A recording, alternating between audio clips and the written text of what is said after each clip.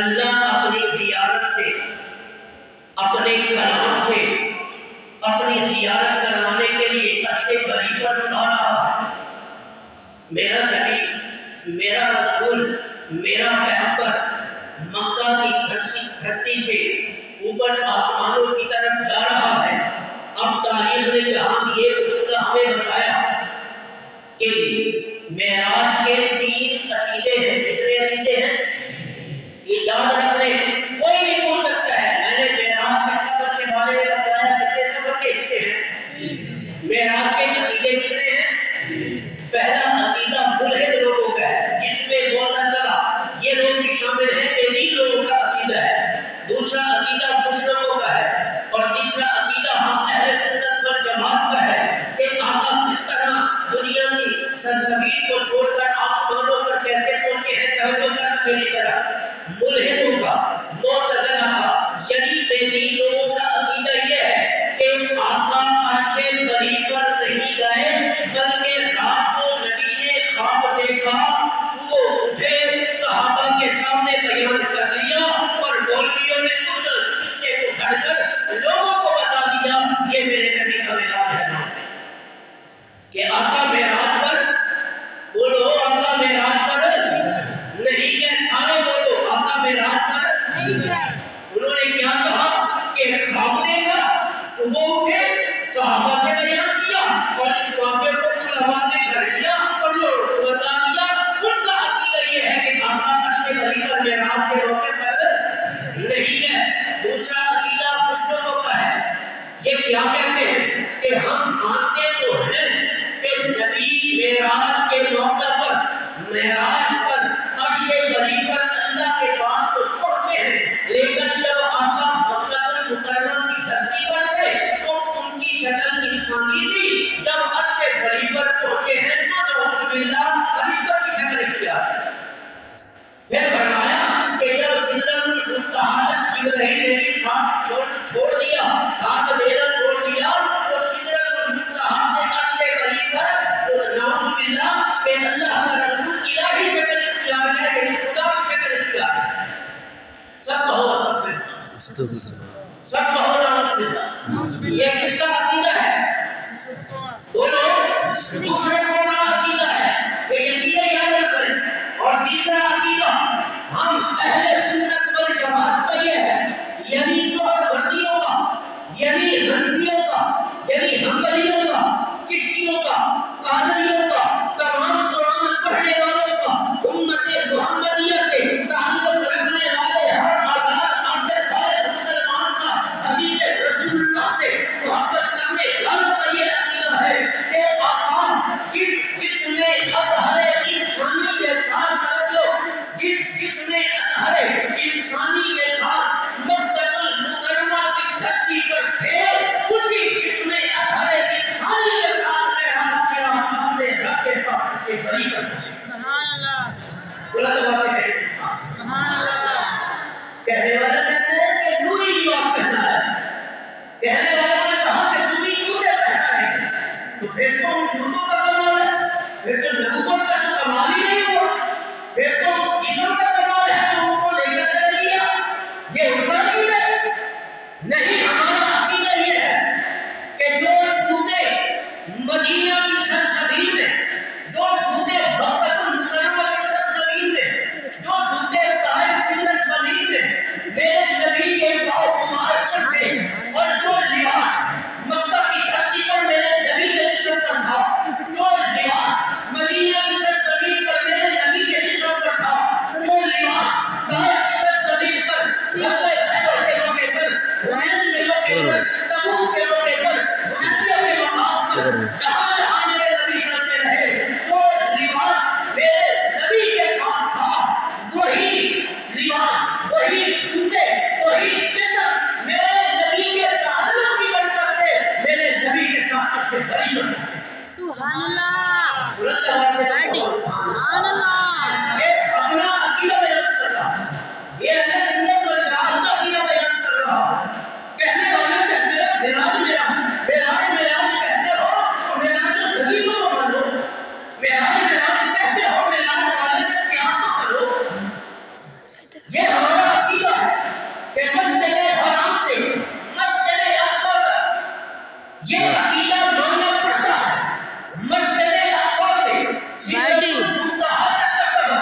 ایمان والوں کو یہ عقیدہ ماننا پڑتا ہے. پھر مسجد اقصی میں تمام نبیوں کا، تمام رسولوں کا، تمام پیغمبروں کا میرے نبی کے آنے کا انتظار بھی ماننا پڑتا ہے کہ ہم تو یہاں ہیں، جہاں ہم ہیں وہاں نبی نہیں، جہاں نبی ہے وہاں ہم نہیں. یہ عقیدہ بھی ماننا پڑتا ہے. میں گہرائی میں آپ بات کر رہا ہوں کہ جہاں نبی ہے وہاں ہم نہیں، اور جہاں ہم ہیں وہاں رسول نہیں. یہ بھی ماننا پڑتا ہے. پھر سدرۃ المنتہا تک جبرائیل امین کا ہاتھ ڈالنا یہ بھی ماننا پڑتا ہے. پھر سدرۃ المنتہا سے جبرائیل کا واپس آ جانا یہ بھی ماننا پڑتا ہے. پھر سدرۃ المنتہا سے آگے نبی کا، رسول کا، پیغمبر کا اپنے رب کے پاس پہنچنا ماننا پڑتا ہے. پھر امام الانبیاء کا اپنے رب کے ساتھ بات کرنا ماننا پڑتا ہے. عمر بن الخطاب کا قبر دیکھنا ماننا پڑتا ہے. صدیق اکبر کی آواز کو وہاں سننا ماننا پڑتا ہے. منی یا حبیبی کی آواز کو سننا ماننا پڑتا ہے. بلال کی آواز کو جنت میں سننا ماننا پڑتا ہے. راتوں رات سارا سمجھ کے مکہ المکرمہ کی دھرتی پر آ جانا بھی ایمان والوں کو یہ عقیدہ ماننا. یہ میراج نبی میراج کہتے ہو تو میراج کو مانو تو صحیح کہ میرے نبی کو اسمانی میراج آپ مانتے ہیں؟ آئے بولو تو میراج نبی کو میراج نبی مانتے ہیں اور مانتا ہوا سے کہو بے شک مانتے ہو. یہ آپ کہتے ہو کہ میرے نبی کو نورانی لباس پہنایا گیا، نورانی جوتے پہنائے گئے، نوری لباس پہنایا گیا. کہاں دکھاؤ؟ ہم نبی کو مانتے ہیں کہ اسی جس میں اللہ نے انسانی کے ساتھ میرا پیغمبر آسمانوں میں پہنچا ہے. اگر ایسا تو بھائی رحمت اللہ علیہ کا خوبصورت جملہ کہا کرتے ہو کہ صدیق اکبر نے ساری زندگی میرے نبی کے ساتھ گزاری. اگر معراج کے سفر پر جبرائیل امین کی جگہ اگر مکہ المکرمہ کی دھرتی سے صدیق اکبر بھاگ جاتا تو جبرائیل نے وہ کام دینا چھوڑ دیا. کس طرح سے صدیق ہوتا تو عرش بری پر میرے نبی کے ساتھ جاتا. سبحان اللہ. یاری تو نبھائی ہے، وفا تو نبھائی ہے، تعلق تو نبھایا ہے. فرمایا کہ اللہ نے اپنے نبی سے امتحان لیا، اپنے نبی کو امتحان میں کامیاب دیکھا، جنت کی سیر کروائی، عرش بری پر پہنچایا گیا. تاریخ بتاتی ہے بدلنے سے خلاصہ کر رہا آقا اپنے رب کے پاس پہنچے. اپنے رب کے پاس سارے بولو اپنے رب کے پاس پہنچے. وہاں کیا ہوا؟ فَأَوْحَىٰ إِلَىٰ عَبْدِهِ مَا أَوْحَىٰ. قرآن کہتا ہے جو آمنے سامنے باتیں ہوئی وہی قرآن نے بیان کی. جو رات کی باتیں ہیں قرآن نے نہیں بتلائی. ہاں اگر ساری باتیں ہی بتلا دیتا قرآن تو پھر اللہ کو اپنے نبی کو اپنے پاس بلانے کی کیا ضرورت؟ ساری رات کی باتیں نہیں بتلائی. قرآن نے کیا کہا کہ جب اللہ کے رسول اپنے رب کے پاس پہنچے تو اللہ نے فرمایا محبوب آج تو اور میں یہاں دو ہے، تیسرا کوئی نہیں. جو مانگنا چاہتا ہے خود کرنا پڑتا ہے. إِلَىٰ عَبْدِهِ مَا أَوْحَىٰ. یا دینے والوں کو پتا کہ میں نے کیا کیا ہے، یا لینے والے کو پتا کہ اس نے مجھے کیا کیا ہے. ساری چیزیں قرآن نے نہیں بیان کی. جو تاریخ نے بتایا کہ جب اللہ نے اپنے نبی کو یہ فرمایا کہ جو مرضی چاہے آج مجھ سے لے. آقا نے فرمایا کہ اے اللہ میں نے تجھے یہ نہیں کہا کہ تو نے اپنی مرضی سے مجھے رسوا کہا، اپنی مرضی سے تو نے مجھے بن نہیں کہا. تو نے ماتا کا لفظ بہت دبا کہا، کہیں یاسین کہا، کہیں مزمل کہا، کہیں مدثر کہا، کہیں کہا. ہر جگہ تو نے اپنے فضل سے، اپنی مہربانی سے، اپنی مرضی سے قرآن میں میری تعریف کی ہے. میں نے تمہیں نہیں کہا. اگر تم نے کہہ دیا کہ محبوب مان تو مانتا ہے، اے اللہ میں یہ کہتا ہوں کہ ساری زندگی مجھے اب کہے کہ مجھے اور کسی چیز کی ضرورت نہیں. کتنا کہتے کہ میرا نبی میرا بندہ ہے. ارے بلند آواز سے سبحان اللہ. میرا بندہ میرا رب کو بیٹھے میرا بندہ کہ میں اب رہا ہوں تو معبود رہے.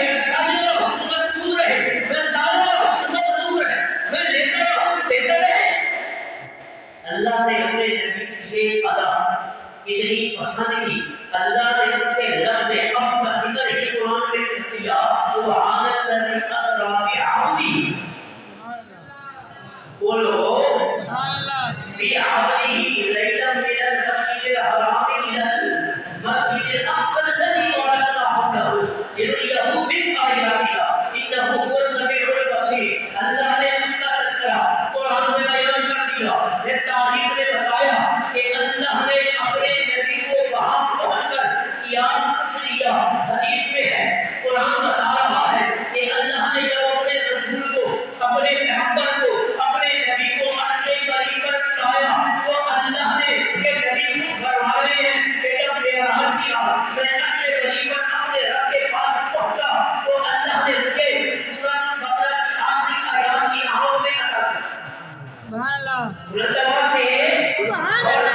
سورۃ فاتحہ بطور انعام کے عطا کی جو پہلے ہی نبی پر گزر چکی تھی، لیکن وہاں پر سورت نے انعام عطا کی گئی. فرمایا کہ میں جب وہاں پہنچا تو انی یا حبیبی کی آواز کو سنا. میں عمر بن خطاب میں جنت میں بغل آیا اور سورت دیکھا. میں جب جنت کی سیر کر رہا تھا میں نے ایک آواز سنی. میں نے جبرائیل سے کہا جبرائیل میں اتنی بلندی پر آ چکا ہوں، میں کس کی آواز سن رہا ہوں؟ جبرائیل نے فرمایا محمود آپ کو پتہ نہیں کہ کس کی آواز ہے؟ آقا نے فرمایا مجھے تو نہیں پتا. جبرائیل مسکرا کر کہنے لگے محمود وہ حبشہ سے چل کر آنے والا مکے کا تالا بلال جو ہے جس نے آ کر آپ کے چہرے کو دیکھ کر وہ کلمہ پڑھا، ایسا ایمان لے لایا کہ آج بلال مکے کی گلیوں میں تہجد کی نماز پڑھنے کے لیے اٹھا ہے. اس کے کلموں کی آواز ہم جنت میں سنتے ہیں. سبحان اللہ. فرمایا کہ یہ بلال کی آواز ہے اور مجھے 50 نمازیں دی گئی. پھر فرمایا کہ 5 کیسے رہ گئی؟ میں جب 50 لے کر آیا موسیٰ علیہ السلام سے ملاقات کی آسمان پر. موسیٰ نے فرمایا کہ اے اللہ کے رسول توجہ، بات کو ختم کرنا چاہتا ہوں کہ تیری امت 50 نمازیں کیسے پڑھے گی؟ پہلے بھی ہم پر پڑے احکام کے دور ہیں. لگا جاؤ ہمارا واپس اپنے رب کو کہو نماز کم کرے. محمد رسول اللہ صلی اللہ علیہ وسلم اپنے رب سے فرمایا اللہ نے 5 نمازیں کم لی پر تاریخ رہ گئی. پھر آئے پھر موسیٰ نے یہی جواب دیا کہ اس کو تم کم کر رہا ہوں. اللہ نے اپنے نبی کی دوبارہ بات کو سنا تو پھر تاریخ رہ گئی. کیوں کام کرتے کرتے 5 رہ گئی. موسیٰ نے فرمایا یہ بھی آپ کی امت 5 نمازیں نہیں پڑھ. بالکل اس میں تو حقیقت ہی نہیں ہے. کون سا 5 وقت نمازیں پوری پڑھتے ہیں؟ لیکن موسیٰ نے فرمایا کہ یہ بھی آپ کی امت نماز نہیں پڑھ سکے گی. اس سے اور کم کر کے آؤ. لیکن جیسے ہی پیغمبر جیسے ہی محمد رسول اللہ صلی اللہ علیہ وسلم اپنے رب کے پاس پہنچے اللہ نے فرمایا اس سے میں کم نہیں کر سکتا، لیکن تو امت محمدیہ کو یہ اعلان سنا دو کہ میرا رب کہتا ہے کہ جس نے 5 نمازیں پڑھی میں اسے 50 نمازوں کا ثواب ہوتا. سبحان اللہ. یہ سب کچھ ملا. قرآن نے بتا دیا. اب اللہ اپنے رسول کو، اب دیکھو پیغمبر سامنے ہے، اللہ اپنے نبی کو اور پیغمبر اپنے رب کو دیکھ رہے ہیں. اللہ نے فرمایا کہ محمود اتنی دور جگہ سے چل کر میرے پاس آیا ہے تو کوئی چیز لے کر بھی آیا ہے. ظاہر بات ہے کہ کوئی کسی کے پاس جاتا ہے تو ہدیے تو لے کر جاتے ہیں، دوست دوست کے لیے لے کر جاتے ہیں. اسی لیے رسول اللہ صلی اللہ علیہ وسلم کا فرمان حدیث میں کہ جب کسی کے پاس جاؤ تو تحفہ لے کر جایا کرو. اس سے محبت بڑھتی ہے، اس سے الفت بڑھتی ہے، تعلق پیدا ہوتا ہے. تو اللہ نے فرمایا میرے پاس آیا تو کیا لے کر آئے ہو؟ حدیث میں آیا کہ نبی پاک صلی اللہ علیہ وسلم نے 3 تحفے اپنے رب کو پیش کیے. کتنے؟ سارے بولو کتنے؟ کوئی مٹھائی نہیں، کوئی کپڑا نہیں، کوئی کچھ نہیں. پہلا تحفہ التحیات للہ. سبحان اللہ کہو. التحیات للہ یہ پہلا تحفہ. آگے بولو الصلوات یہ دوسرا تحفہ. آگے والطیبات یہ 2 تحفے ہو گئے. 3 تحفے ہو گئے.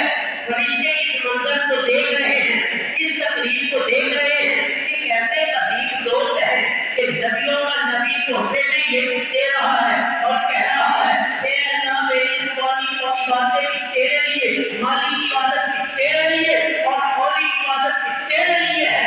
جواب میں اللہ نے فرمایا وَهُوَ السَّلَامُ عَلَيْكَ أَيُّهَا النَّبِيُّ. اللہ کی طرف سے سلام تو لے لو، سلام تو لے لو. سلام دینے والا کتنا عظیم ہے، سلام لینے والا کتنا عظیم ہے.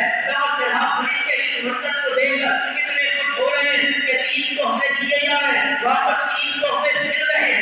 اب اللہ نے ان 3 تحفوں کے بدلے میں پہلا تحفہ کون سا دیا؟ السلام علیکم ایھا النبی، دوسرا تحفہ ورحمۃ اللہ، تیسرا تحفہ وبرکاتہ۔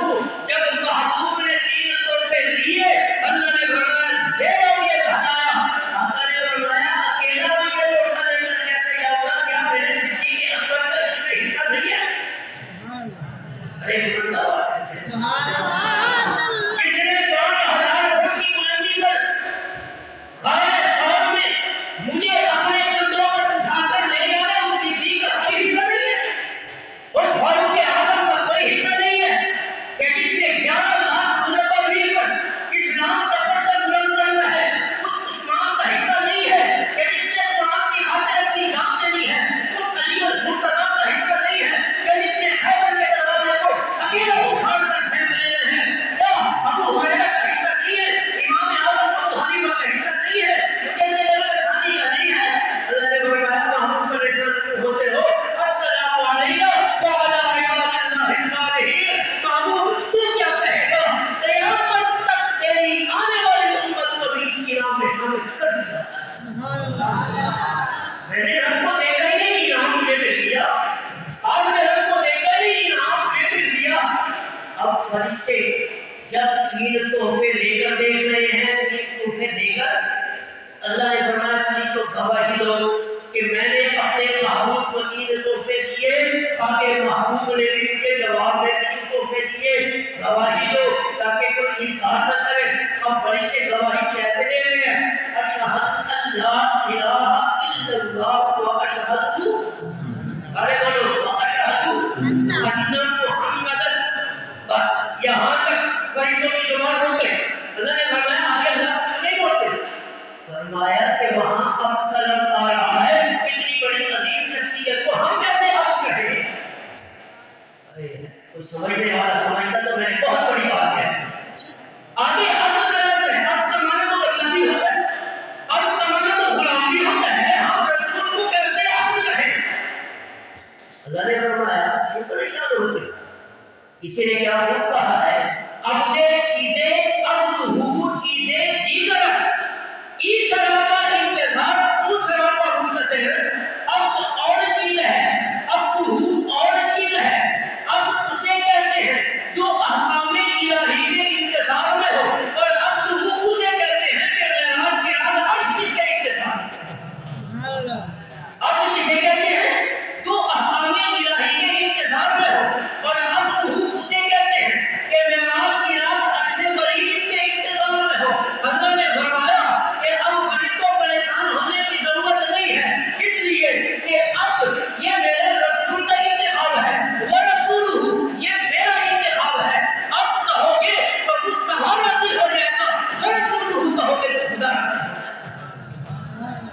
یا اللہ نے اپنے نبی کو یا اپنے رسول کو عظمت دی ہے، امت محمدیہ کو اتنی بلندی پر اپنے نبی کو بلوا کر یہ بتانا چاہتا ہے کہ میں نے جو اپنے نبی کو عظمت دی ہے، اپنے رسول کو جو فضیلت اور مقام دیا ہے، یہ اس وجہ سے دیا ہے کہ میرے نبی نے مکہ کی دھرتی پر بڑی پریشانیاں اٹھائی ہیں، بڑے امتحانات کا وقت گزارا ہے، میں اپنے نبی کے امتحانات کو، پریشانیوں کو، تکلیفوں کو ختم کرنے کے لیے عرش بھری پر بلا کر ان کی ساری پریشانیوں کو ختم کر رہا ہوں۔ اس لیے ہم سب کا ایک عقیدہ ہونا چاہیے، ہمارا ایمان ہونا چاہیے کہ اللہ نے اپنے نبی کو اتنی بلندی پر بلوایا ہے تو جسمانی معراج کے ساتھ بلوایا ہے۔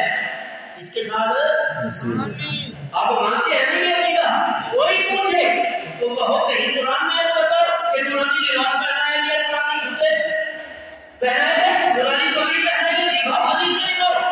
ہمارا ایمان یہ ہے کہ اللہ نے اپنے نبی کو اسی جسم انسانی کے ساتھ اپنے پاس بلوایا ہے۔ میرا ایمان بھی مضبوط اور سبھی ایمان مضبوط ہونا چاہیے۔ تو میرے بھائیو، اللہ نے اپنے نبی کو بلندی پر بلوا کر مجھے اور آپ کو بتانا چاہا کہ تم کتنے خوش نصیب ہو کہ تم کو میں نے وہ نبی عطا فرمایا ہے کہ اگر سارے نبیوں کو، سارے رسولوں کو، سارے پیغمبروں کو اگر میں نے نبوت اور رسالت دی ہے تو اس آخری نبی کے صدقے کی وجہ سے کی ہے۔